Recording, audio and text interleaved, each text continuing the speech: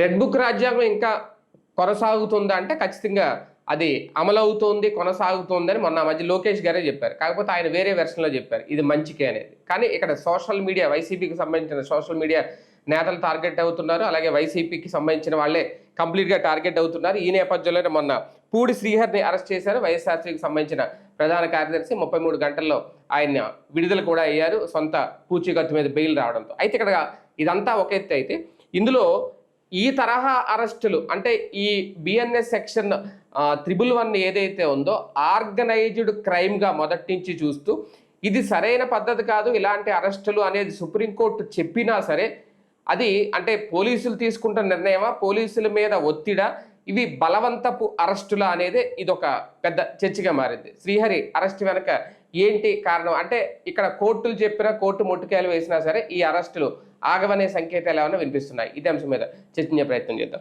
Sir, ఒక రకంగా ఇది నైతికమా అనైతికమా అంటే సుప్రీంకోర్టే చెప్పింది కాబట్టి ఇది అనైతిక అరెస్టే అని అనుకోవాలేమో. కానీ బలవంతపు ఒత్తిళ్లతో కూడిన అరెస్టులు, అది కూడా ఇక జర్నలిస్టులను టార్గెట్ చేస్తూ వెళ్తుంది ప్రభుత్వం అని అనుకోవచ్చా?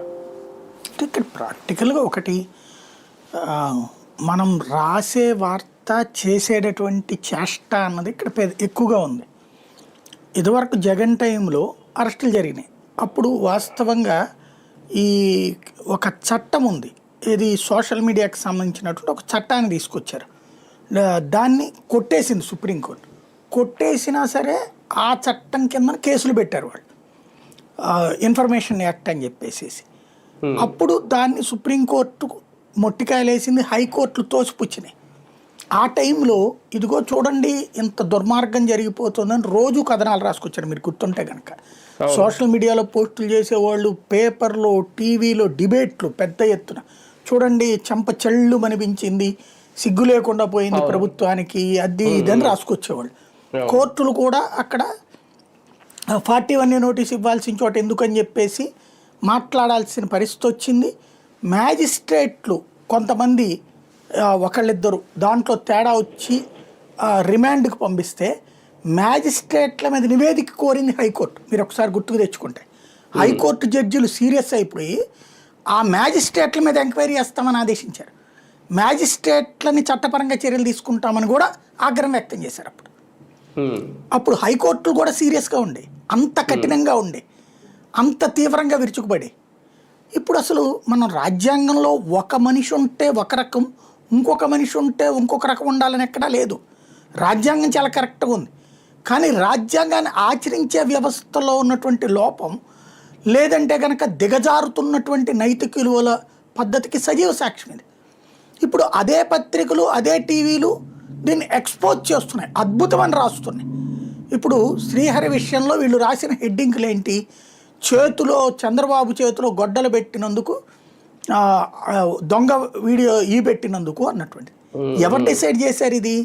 వైఎస్ఆర్ కాంగ్రెస్ పార్టీ అఫీషియల్ పేజీలో వచ్చింది. Right, good. దానికి ఆయనకి ఏంటి సంబంధం? అఫీషియల్ పేజీ అడ్మిన్ ఆయన లేదు. అదే నిజమైతే ఇప్పుడు జగన్ చేతిలో గొడ్డలి, లేకపోతే జగన్ వివేకానంద రెడ్డిని చంపేశాడని చెప్పి ఎన్ని ఇవి చేసుకొచ్చారు. ఎవరో ఒక ఇద్దరు ముగ్గురు అయితే వాళ్ళకి సంబంధించిన నాయకులు, ఒక అతనైతే వైసీపీ కండవా వేసుకుని మరీ వీడియోలు కూడా చేస్తుంటాడు. అతను అడ్డదిడ్డమైనటువంటి వీడియోలు, సోషల్ మీడియా పోస్టులు నడుస్తూనే ఉన్నాయి. ఆ మధ్యన అంబటి రాంబాబు తర్వాతన వైసీపీకి సంబంధించిన అనేక మంది నేతలు కంప్లైంట్లు కూడా ఇచ్చారు కదా పోలీస్ స్టేషన్లో. మరి వాళ్ళ మీద ఎందుకు చర్య తీసుకోలేదు? నువ్వు వాళ్ళ మీద కూడా చర్య తీసుకుని ఇటు మాట్లాడితే ఒక అర్థం ఉంటుంది. సార్, ఇప్పుడు పవన్ కళ్యాణ్ మీద ఏదో పోస్టులు పెట్టారని ఎక్కడ ఉన్న ఒక వ్యక్తిని తీసుకొచ్చి ఇప్పుడు అరెస్ట్ చేశారు. ఇప్పుడు ఎవరు రోజా గారి మీదను జగన్ మీద అతను ఎవరు జబర్దస్త్కి సంబంధించిన ఒక అతను ఉంటాడు, మొన్నటి వరకు ఏదో పెట్టాడు కూడా. ఆయనే ఏ స్థాయిలో ఆ కండువా వేసుకొని మరి ఏ స్థాయిలో ఉంటే కొన్ని ఛానల్స్ కూడా అతను సపోర్ట్ చేస్తుంటాయి కదా, బండబూతులు తిడుతుంటాడు కదా ఓపెన్గా. అలాంటి వాళ్ళ మీద వాళ్ళకి మరి ఈ బిఎన్ఎస్ 111 సెక్షన్ వర్తించదా? అది ఆర్గనైజ్డ్ క్రైమ్ కాదా? అంటే ఇక్కడ నేను అదే అంటోంది. ఇక్కడ ప్రస్తుతం ఏంటంటే నైతిక విలువలు చెప్పేటప్పుడు నీ దగ్గర ఉండాలి నైతిక విలువ. చట్టం గురించి మాట్లాడేటప్పుడు చట్టాన్ని బాధ్యతగా అమలు చేయడం నీ దగ్గర ఉండాలి. ఇదివరకు జగన్ తప్పు చేశాడని చెప్పేటప్పుడు నువ్వు తప్పు చేయకుండా ఉండాలి. నేను అంతకంటే ఎక్కువ తప్పు చేయడం రైట్ అంటున్నారు ఇక్కడ. మీడియా కూడా దిగజారిపోతుంది ఏంటంటే అప్పుడు తప్పు పట్టిన వాళ్ళు ఇప్పుడు దాన్ని సమర్థిస్తూ వార్తలు రాయడు. నేను అంటోంది అది. ఈనాడు జ్యోతి ఆ శ్రీహరి గురించి రాశారు, వాళ్ళకి తెలియదా అతను 26 సంవత్సరాలుగా జర్నలిస్ట్గా ఉన్నాడు అన్నటువంటిది. ఇప్పుడు జగన్కి సంబంధించి సిపిఆర్ఓగా చేశాడు. సిపిఆర్ఓలుగా జర్నలిస్ట్లే ఉంటారు. మీరు తెలంగాణలో చూసినా ఇక్కడ చూసినా అట్లాగే ఉంటారు. జర్నలిస్టులే ఉంటారు. ఇప్పుడు కూడా జర్నలిస్టులే ఉంటారు. నువ్వు వాళ్ళని కూడా ఇక్కడ టార్గెట్ చేయడం మీద దాన్ని కూడా సమర్థించుకునే స్థితికి దిగజారిపోయారు. ఇది వింత. అది ఒక ఎత్తు అయితే ఇక్కడ బిఎన్ఎస్ 311 యాక్ట్ గురించి ఇప్పుడు కొన్ని 100 సార్లు వార్నింగ్లు ఇచ్చింది. బిఎన్ఎస్ 311 యాక్ట్ అనేటటువంటి అంటే రాజ్యాంగంనైనా సరే వక్రీకరిస్తాం, చట్టాన్నైనా సరే వక్రీకరిస్తాం. ఈ చట్టాన్ని ఎంత నీచంగా వక్రీకరిస్తారంటే ఆర్గనైజ్డ్ క్రైమ్ యాక్ట్ అనేది పెట్టింది ఎందుకు? ఒక గంజాయి అన్ని ప్రాంతాల నుంచి స్ప్రెడ్ అవుతుంది, వాడి మీద కేసు ఉండదు, వాడిని కౌన్సిలింగ్ ఇస్తారు. డ్రగ్స్ వాడి మీద కేసు ఉండదు, కౌన్సిలింగ్ ఇస్తారు. ఈవెన్ మన తెలంగాణలో కూడా అంతే కదా, మన ఎంపీ గారికి కూడా అట్లాగే కదా వదిలిపెట్టేసింది కౌన్సిలింగ్. అట్లాగా ఉంటాయి. అలా కాకుండా దాన్ని ఆర్గనైజ్ చేసేవాడు, వాడటానికి ఆర్గనైజ్ చేసేవాడి మీద కేసు ఉంటుంది. అక్కడ రాజేష్ అట్లాగే కదా అరెస్ట్ చేసింది, రాజేష్ ఉన్నాడు అతను. అంటే ఆర్గనైజ్డ్ అనేటటువంటిది అది అట్లాంటి ఆర్గనైజ్డ్ క్రైమ్స్కి పెడతారు కేసు. సోషల్ మీడియాలో పోస్ట్ పెడితే ఆర్గనైజ్డ్ అంటే ఇప్పుడు తెలుగుదేశం పార్టీకి సంబంధించిన సోషల్ మీడియా వాళ్ళు పెట్టే పోస్టులన్నిటికీ చంద్రబాబు గారు బాధ్యుడా? ఇందులో కూడా శ్రీహరి డైరెక్ట్ గా పోస్ట్ పెట్టలేదు కదా సార్. నేను అంటుంది అదే, వ్యక్తి అరెస్ట్ అయితే అతను పోస్ట్ షేర్ నేను అంటున్న పాయింట్ అది. అసలు హెడ్ ఎవరు అనేటటువంటిది ఎవరు డిసైడ్ చేస్తున్నారంటున్నా. వైసీపీ వాళ్ళు పెట్టారంటే జగన్మోహన్ రెడ్డి, చంద్రబాబు నాయుడు పెట్టండి, చంద్రబాబు మీద కేసులు పెట్టుకోండి. ఇక అదే కరెక్ట్. ఎందుకంటే కింద ఎవడేం పని చేశాడు ఎవడికి తెలుసుద్ది. ఇంకోటి అసలు ఆ పోస్ట్ తప్పు అన్నప్పుడు కరెక్ట్, తప్పు నిజం. సేమ్ టైం మనం చేస్తున్నది ఏంటి ఇక్కడ ఏంటంటే మనం చాచి 2 కొడతాం, కొట్టిన తర్వాత అవతలోడు ఎంతసేపు అని భరిస్తాడు, ఒకటేస్తాడు వెనక్కి.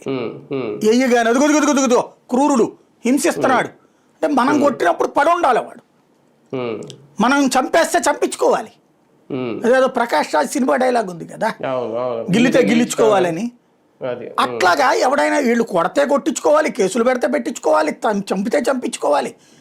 పొరపాటున అయ్యా ఏంటిది అంటే నువ్వు ఇదిగో చూసావా దౌర్జన్యపూర్తిగా ప్రవర్తిస్తున్నావు. ఇలాంటి తిక్కుమాలిన కేసులు ఈ 2 ఏళ్లలో కొన్ని 100,000 పెట్టుంటారు. ఇప్పుడు ఇది పీక్ స్టేజ్ అన్నమాట.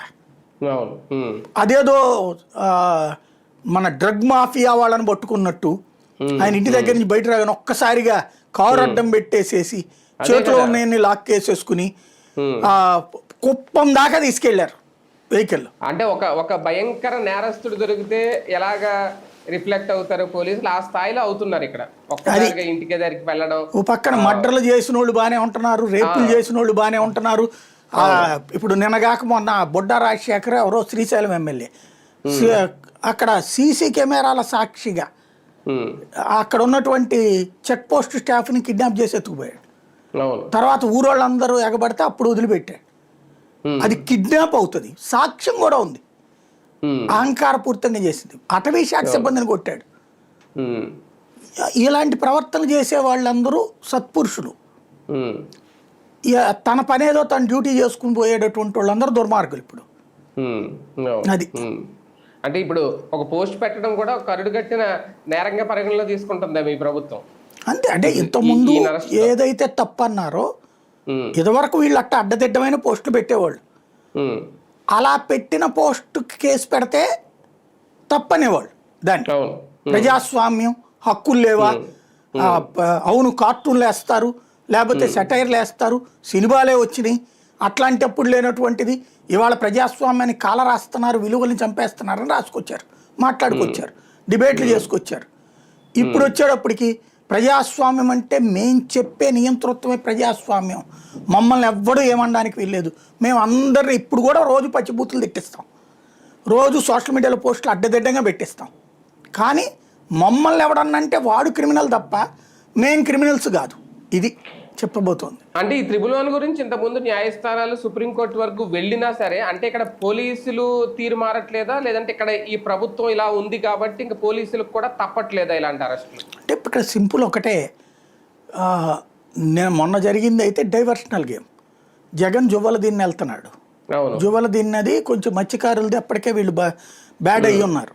ఆ పడవలన్నిటినీ కూడా వీళ్ళు రిలీజ్ చేయడం, పోలీస్ కస్టడీలో ఉన్న పడవల్ని రిలీజ్ చేశారు. దానికి ఆ మత్స్యకారులందరూ తిరగబడి ఆ కాపు పెద్ద అతన్ని బహిష్కరించడం కులం నుంచి, ప్లస్ వీళ్ళతో ఎవరు మాట్లాడకూడదని ఆదేశించడం, ఇవన్నీ జరిగినాయి. అక్కడి నుంచి చక్రాలు తిప్పారు. జగన్కి వ్యతిరేకంగా ఒక దురాయి వేయించారు. అదే మత్స్యకారు జగన్ ఏం తప్పు చేశాడు అక్కడ దురాయి వేయడానికి, అతను గెలవద్దనడానికి? వీళ్ళంటే తప్పు చేశారు, బేదమస్తానరావు వాళ్ళు. చంద్రబాబు మీద వేయలేదే మరి. లోకేష్ అక్కడికి వెళ్ళొచ్చాకనే ఆ షిప్పులు వెళ్ళిపోయినాయి, ఇదే ఆ బోట్లు. వాళ్ళ మీద ఏమీ దురాయి వేయలేదు. కానీ జగన్ టూర్కి వెళ్ళడానికి వీల్లేదని దురాయి వేశారు. అదేమి చిత్రం అర్థం కాలేదు. మరి అది కుల పెద్దలు కరెక్ట్గా చేశారా, బాధ్యతగా చేసినట్ట లేదా, అది ఒక ఆస్పెక్ట్. అయినా సరే జగన్ వెళ్తున్నాడు కాబట్టి ఆ జగన్ వెళ్ళే టైంది పొద్దు నుంచి రాత్రి దాకా కార్యక్రమాన్ని ఇతను మానిటర్ చేస్తాడు. ఎట్లాగా ఎప్పటికప్పుడు ఆ వీడియోలు పంపించడం, క్రౌడ్ది ఏది జనంలోకి వెళ్ళాలా ఈ చూడటమే చేస్తాడు. జగన్ ఎక్కడికి పోయినా సరే జనం బాగా వస్తున్నారు. ఆ కవరేజెస్కి కారణం ఇతను కీలకం. ఎందుకంటే ప్రింట్ మీడియా, ఎలక్ట్రానిక్ మీడియా వీటిట్లో అనుభవం ఉంది కాబట్టి విజువల్ ఇంపాక్ట్ గురించి బాగా అవగాహన ఉంది అతనికి. జగన్ టూర్లకు సంబంధించి ఇప్పుడు నిన్న చూడండి కవరేజీ దాదాపుగా 30-40% పడిపోయింది జగన్. ఏ నిమిషానికి ఆ నిమిషం వీడియో ఎవరైనా కంట్రోల్ చేసి ఆపేస్తుంటారు కదా పోలీసులు, అలాంటి వీడియోల దగ్గర నుంచి అక్కడ పబ్లిక్తో మాట్లాడించడం ఏంటి, ఇట్లాంటివన్నీ ఇతను ప్లాన్ చేస్తుంటాడు బాగా. అంటే జగన్ ప్రోగ్రామ్ సక్సెస్ అవుతుంది. ఆ సక్సెస్ అయిన ప్రోగ్రామ్ని పబ్లిక్లోకి తీసుకెళ్లే విధంగా మీడియా సక్సెస్ ఇతను చేస్తాడు, అంటే కార్యకర్తలకు రీచ్ అయ్యేలాగా. కాబట్టి ఇతన్ని అక్కడ ఆపేస్తే జగన్కి సంబంధించింది పబ్లిసిటీ తగ్గిపోతుంది. ఈ వీళ్ళ టీం అంతా కూడా ఆ టెన్షన్లో ఉంటారు, శ్రీహరి అరెస్ట్ అయ్యారు, ఏం చేయాలి అంతే. ఇక్కడ ఈ ప్రోగ్రామ్ అంతా మొత్తం డిస్టర్బ్ అయిపోద్ది, మైనస్ అయిపోద్ది. కానీ ఒకటి సార్, ఇప్పుడు ఇది ఓకే ఇక్కడ జర్నలిస్ట్ అరెస్ట్ పరంగా చూసినా, లేదంటే వైసీపీకి సోషల్ మీడియాకి సంబంధించిన వ్యక్తిని అరెస్ట్ చేశారనే పరంగా చూసినా, దీనివల్ల ఏంటి లాభం కూటమి ప్రభుత్వానికి? ఒక అడిషనల్ మైలేజ్ ఏమన్నా వస్తుందా ఈ అరెస్టులతో? ఇంకా సంతృప్తి పరచాల్సిన అరెస్టులు ఇంకా చాలా ఉన్నాయని అనుకోవాలా? అంటే వాళ్ళ దగ్గర ఇప్పుడు మామూలుగా ఏంటంటే సైకో మెంటాలిటీ కలిగిన కొంతమంది ఉంటారు. ఆ సైకోలకి ఏంటంటే జగన్ని పొడి చేయాలి, చంపేయాలి, వాళ్ళ కుటుంబాన్ని అంతా నాశనం చేసేయాలి, మొత్తం ఇట్లాగా కోరికలు ఉన్నాయి వాళ్ళకి. అంటే అంతే, ఇక వాళ్ళు నాశనం ఒక్కటే కోరుకుంటారు, ఎదుటోళ్ళ నాశనమే మన పార్టీ గొప్పని కోరుకుంటారు. అది విచిత్రం, అది డెమోక్రసీ కాదు, దాన్ని క్రూరత్వం అనాలి, ఆటవిక రాజ్యం అనాలి. అదే ఆటవిక రాజ్యం అవతలోడు చేసి నీ పార్టీని నిన్ను నాశనం చేస్తే నువ్వు ఒప్పుకుంటావా? లేదు, నా పార్టీని ప్రజాస్వామ్యబద్ధంగా నువ్వు నన్ను కాపాడాలా, నేను మాత్రం ఎదురోళ్ళ మీద ఆటవికంగా ప్రవర్తించే హక్కు మాకుంది అని కోరుకునేటటువంటి దానికి ఎవరు లెక్కలు వాళ్ళు చెప్తారు. జగన్ చంద్రబాబు గారిని అరెస్ట్ చేశారు, మరి ఆ లెక్కను జగన్ అరెస్ట్ చేయించింది స్వయంగా చంద్రబాబే కదా. దాంట్లో ఇంప్లీడ్ అయింది ఎవరు? తెలుగుదేశం కదా. అశోక్ గజపతిరాజు నున్ను లేకపోతే ఎర్రనాయుడు చంద్రబాబుతో కాకుండా డైరెక్ట్గానే. ఇంకోటి జగన్ మీదన పుంకాలు దశాబ్దాల తరబడి స్టోరీలు రాసింది ఎవరు? వైఎస్ కుటుంబం మీద. వాళ్ళు రాక్షసులు, ఆటవికులు. నిజంగా వాళ్ళు కనుక అట్లాంటి కల్చరే ఉంటే వీళ్ళు అసలు ఎవరైనా బతికుండేవాళ్ళ? వాళ్ళు క్రూరులు ఎవరిని బతకనీయరంటే రాజారెడ్డిని చంపినోడే బతికున్నాడు. అసలు మిగతా వాళ్ళని బతకనిస్తారు అసలు వాళ్ళు, ఒకవేళ నిజంగా అదే జరిగితే కనుక. కానీ వాళ్ళ మీద క్రూరత్వ ప్రచారం చేయడం ఎందుకు? వాళ్ళు సక్సెస్ అవుతారు. ఇప్పుడు అలాంటి స్టేజ్లో ఉన్న వాళ్ళ ఫీలింగ్స్ ఎవరైతే ఉన్నాయో వాళ్ళ యొక్క వితండవాదానికి లొంగిపోతున్నది ప్రభుత్వం. ఆ వితండవాదాన్ని అమలు చేసేటటువంటి పనే ఇలాంటి కేసులన్నీ కూడా. నిరంతరం ఎవడో ఒకరిని కేసుల్లో పెట్టి అరెస్టులు చేస్తూ ఉండాలి, కేసు పెట్టామనాలా, ఏడిపిస్తూ ఉండాలి. అలా ఏడుస్తున్న వార్తలు ఈనాడు జ్యోతిలో వస్తూ ఉండాలి, అర్ధజన్లో ఛానల్ డిబేట్ చేస్తూ ఉండాలి. అక్కడ మానసికంగా సంతృప్తి పొందేటటువంటిది అంటే డ్రగ్స్, గంజాయి, లేకపోతే లిక్కరు ఇట్లాంటి కిక్ కాదు, వీళ్ళకి ఇది చూసి కిక్ అనమాట. అంటే ఆ ఇలాంటి కిక్ ఇస్తున్నారు వీళ్ళు. అంటే ఇలాంటి అరెస్టులు లేదంటే ఈ జర్నలిస్ట్ని శ్రీహరి లాంటి వాళ్ళని అరెస్టులు చేయడం భయపెట్టడమా లేదంటే అనవసరంగా కెలుక్కుంటుందా కూటమి ప్రభుత్వం? కెలుక్కోవడం అనేది ఆల్రెడీ కెలికేశారు. ధనుంజయ రెడ్డిని వాళ్ళని అరెస్ట్ చేసిన రోజునే కెలికేశారు. బేసిక్గా ఒకటే, ఇప్పుడు ఏంటి అంటే జగన్ చంద్రబాబును అరెస్ట్ చేసి మా మీద ఆధిపత్యం చూపించాడు, చేయగలనని చూపించాడు. జగన్ని కాకుండా జగన్కి నరకం చూపెడతాం మేము, ఇది వాళ్ళు చెప్పేటటువంటి మాట. అందులో భాగం అంటారు అన్నమాట ఇవన్నీ. ఒక రకంగా బెదిరింపు రాజకీయమా ఇది? జగన్ని నమ్మినా జగన్ పక్షాన ఉన్న మిమ్మల్ని నాశనం చేస్తాం అనేటటువంటి ఒక సంకేతం అనమాట. అదే అంటున్నాను, అంటే వీళ్ళని భయపెట్టడమే కదా ఇప్పుడు శ్రీహరి లాంటి వాళ్ళని. అలాగని చెప్పి వెళ్ళే వెనక్కి దగ్గర కదా వెళ్ళాం జగన్ దగ్గర మానేసి. వాస్తవంగా ఏంటంటే జగన్ని వదిలేసి వెళ్ళే వాళ్ళని ఇప్పటికే తెచ్చారు వెనక్కి. అంటే అది రాజకీయ నాయకులకి నిర్లిప్తంగా ఉండేటటువంటి వాళ్ళని కూడా తీసుకొచ్చారు వీళ్ళ కేసులు పెట్టడం ద్వారా. వాళ్ళు ఇప్పుడు జగన్ పట్ల మరింత ఆరాధ్యులుగా తయారైపోయారు. అది అవును, అదే అంటున్నాను. అనవసరంగా వాళ్ళని హైలైట్ చేయడం, జగన్కి బాగా శక్తినిస్తున్నారు వీళ్ళు, శక్తినిస్తున్నారు, ప్రాణాన్ని పెట్టే వ్యక్తులు తయారు చేసిస్తున్నారు జగన్. అంటే ఇప్పుడు రాటుదేలి ఇంకా జగన్ కోసం ఏదైనా చేస్తా అనే పరిస్థితికి ఇప్పుడు చెవిరెడ్డి ఉన్నాడు, లేకపోతే ఆయన పేరేంటి నెల్లూరు ఆయన గోవర్ధన్ రెడ్డి ఉన్నాడు, పిన్నెల్లు ఉన్నాడు. వీళ్ళందరూ ఏంటి ఇప్పుడు ఇక వాస్తవంగా కాస్త నిర్లిప్తంగా ఉన్నారు మొన్న ఎన్నికల సందర్భంలో జగన్ తీసుకున్న నిర్ణయాలతో. ఇప్పుడు వాళ్ళందరూ కూడా కసిగా పనిచేస్తున్నారు. అది రైట్. చూద్దాం. మొత్తానికి ఇటువంటి అరెస్టులు అయితే న్యాయస్థానాలు కూడా తప్పుపడుతున్నాయి. సుప్రీంకోర్టు సైతం చెబుతుంది ఇలాంటి ఆర్గనైజ్డ్ క్రైమ్ పేరుతో అరెస్టులు చేయొద్దు అనేది. అయినా సరే పోలీసులు మాట వినట్లేదు అనేది. ఇది ఎంతవరకు తీసుకెళ్తారు భవిష్యత్తులో? దీనివల్ల ప్రయోజనం కంటే నష్టమే ఎక్కువ ఉంటుందా కూటమి ప్రభుత్వానికి? ఆలోచించుకుంటే బెటర్.